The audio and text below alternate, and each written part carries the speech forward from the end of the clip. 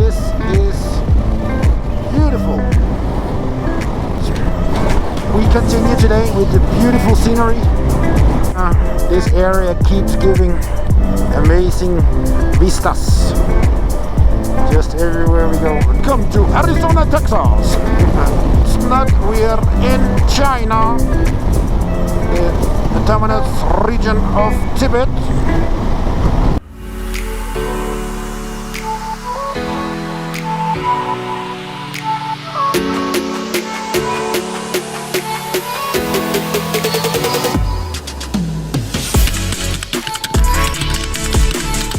Seems like the altitude got our first victim, altitude sickness.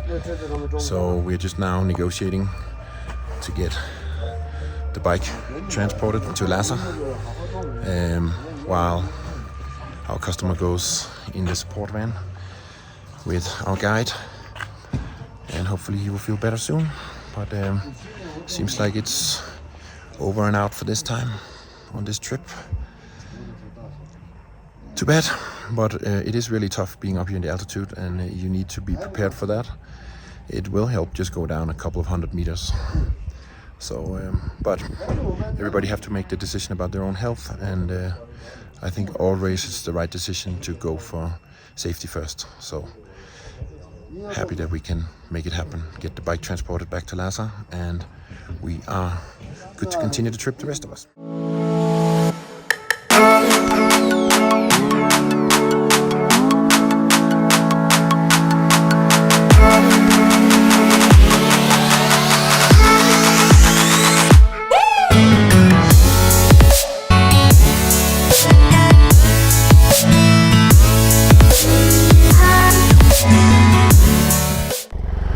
We got one rider in the van.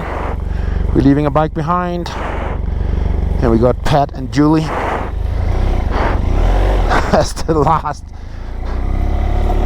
man standing here on a trip that has been so complicated. We've originally planned to come back May 20.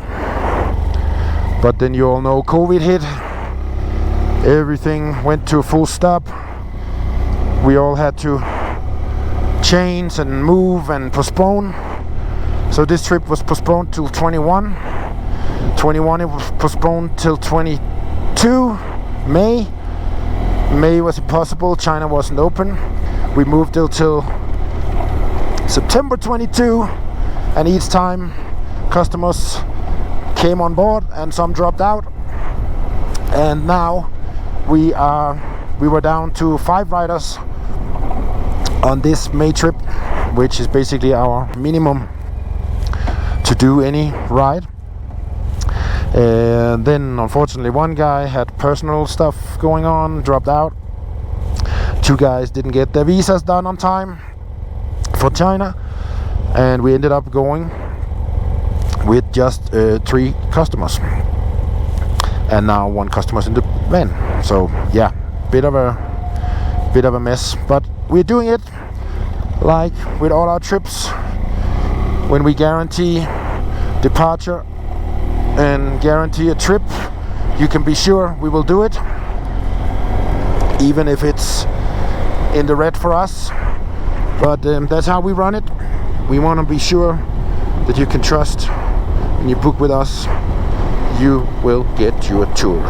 Alright, over and out. Yeah, this is beautiful. It's morning on riding day 4. We were at the Mt Everest yesterday, which was a spectacular experience, and the pass going over there and back was spectacular. Probably one of the best roads in the world.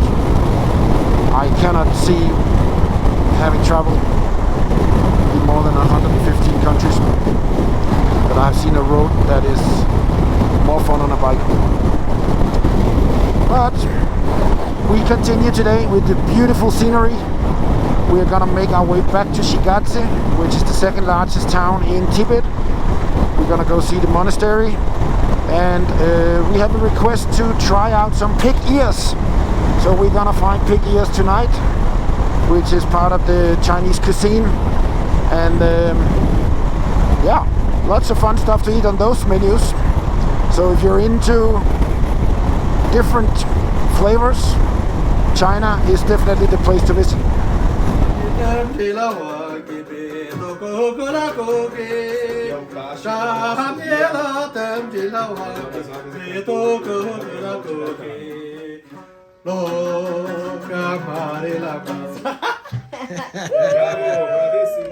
Always the talk of the town. The young boys want to take pictures, so they come to the restaurant and then they want pictures with all of us. Okay, one more. Group pictures. Well, I guess I should explain a little bit about the altitude and the altitude sickness that goes with it. So on this Tibet tour, the region of Tibet is really high up in the Himalayan mountains. This means that Lhasa is at 3,500 meters, 36 I believe. That means basically when you fly into Lhasa, you're immediately gonna feel a difference, unless you obviously come from a high altitude place. But most people, in most cases, you will feel immediately a change in the oxygen level, which will generate a headache. So in all hotels there are oxygen bottles available. There are relaxation rooms where you sit and just breathe oxygen. And yeah, I mean, there's nothing really you can do about altitude sickness other than get off the mountain or try to alleviate the pain by breathing oxygen to get more oxygen to your brain. And then of course you can eat a few different pills that will help you, like seasick pills help. You can do like ibuprofen, aspirin, stuff that helps thin the blood a little bit, so you get a quicker blood circulation, take away some of the pain. But as such, it can be very, very painful. That is part of being in the altitude of the mountains. You get I got a little cold here. Anyway, so to alleviate the altitude sickness, yeah, you can eat a few pills, but there's no guarantee that it will help you get rid of your illness.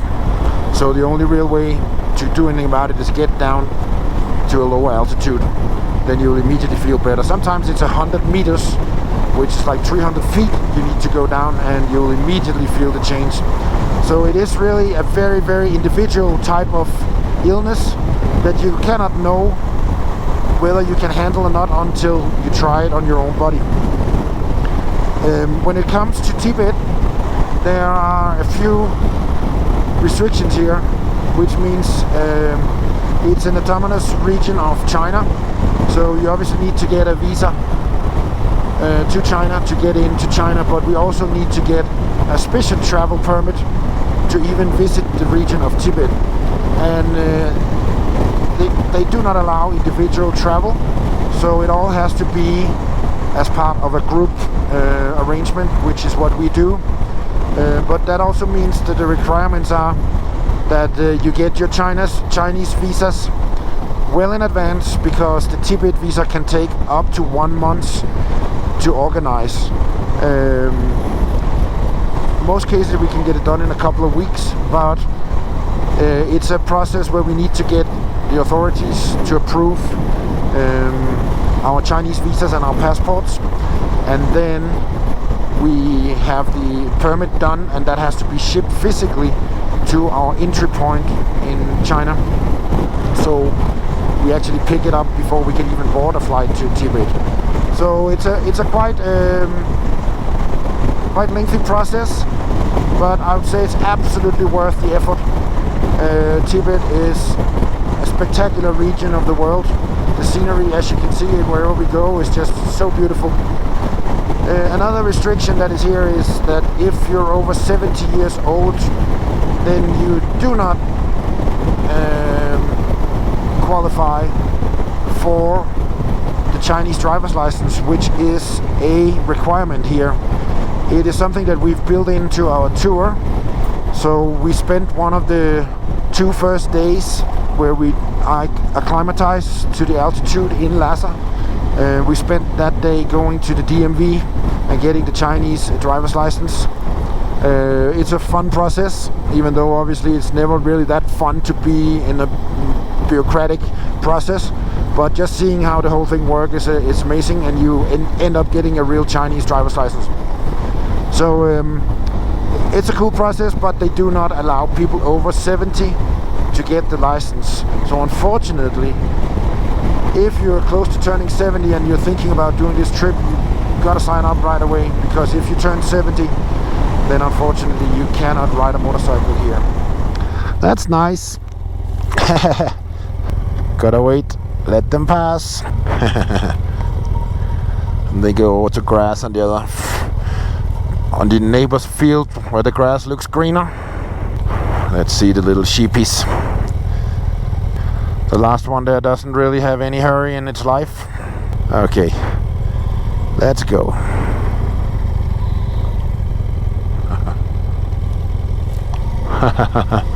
Last one.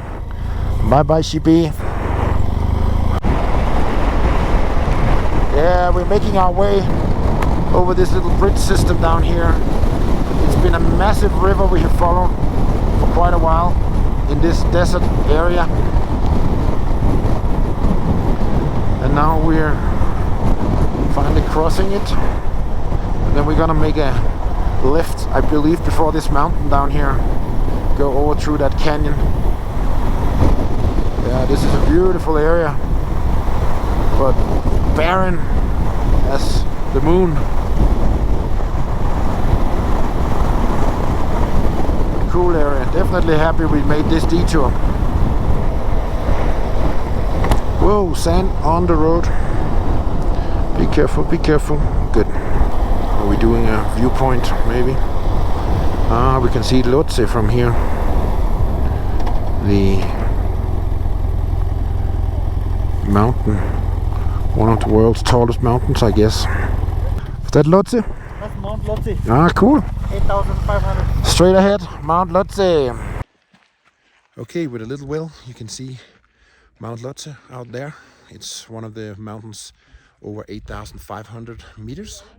And we saw it yesterday at the high pass. There were 5 mountain tops that we could see, and Lhotse was one of them. This is right. This mountain is divided by China, Tibet, and Nepal. So yeah, pretty cool.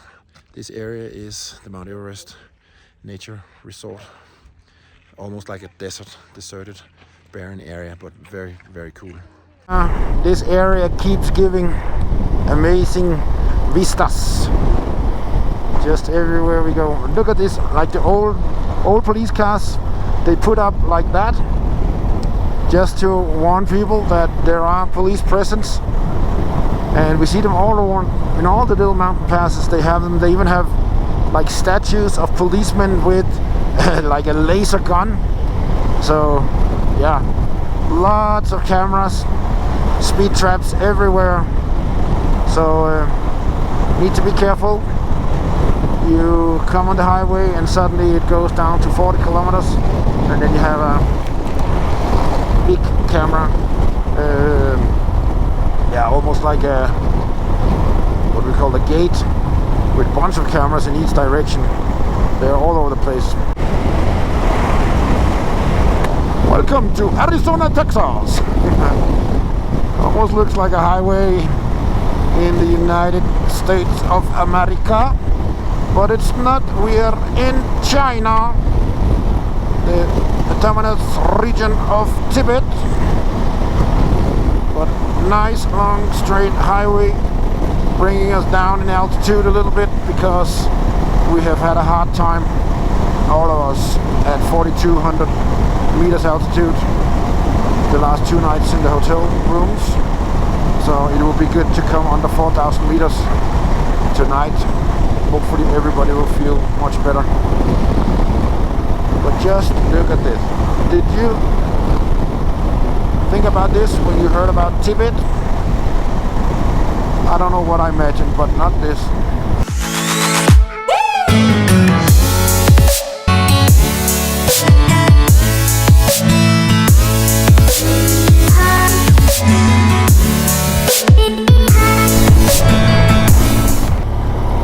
Rural village, Tibet. Everybody seemed to be agricultural, working agriculture. Lots of small tractors. The little three-wheel scooters are all over the place. They use them for harvest. They use them for transport of goods. It really seemed to be the main transport in these villages. And then a lot of Chinese businesses in all of these little villages. And you can see Chinese mainland influence everywhere with the red China flags, the red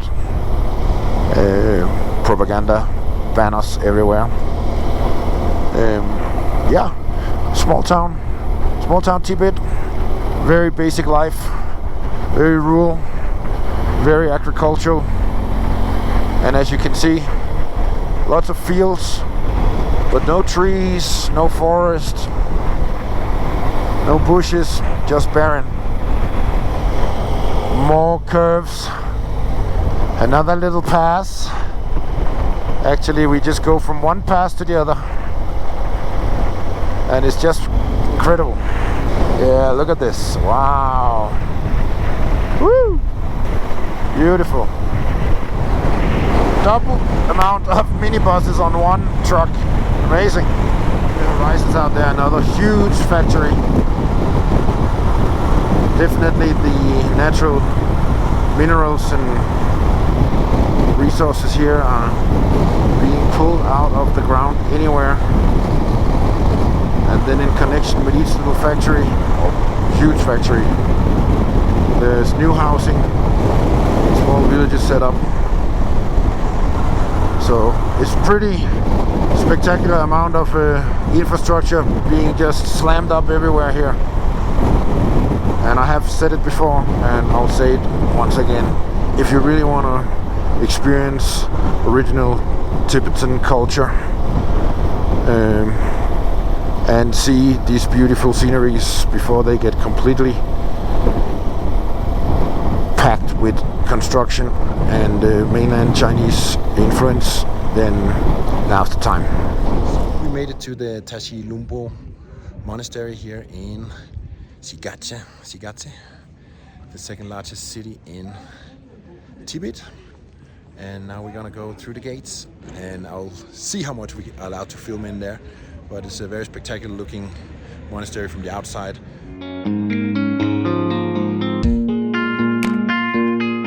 Not allowed to film inside the temples, but just inside here is the tomb of the 10th Penche Lama.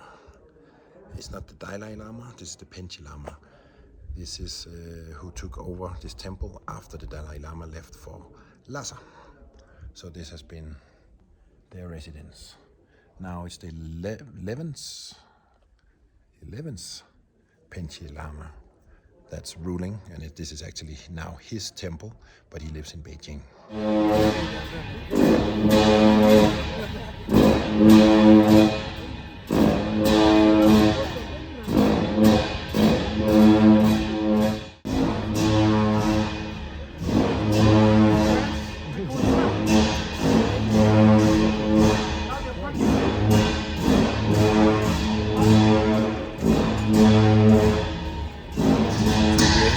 The practice for the traditional Tibetan dance.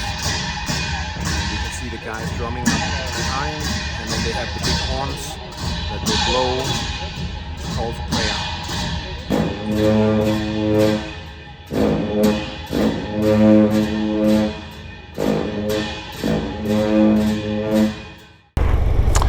So we just finished the Tashi Lumbuk temple right there, And I now have the real Tashi on my bike. So we'll see if this bus is gonna move or we have to sneak around him.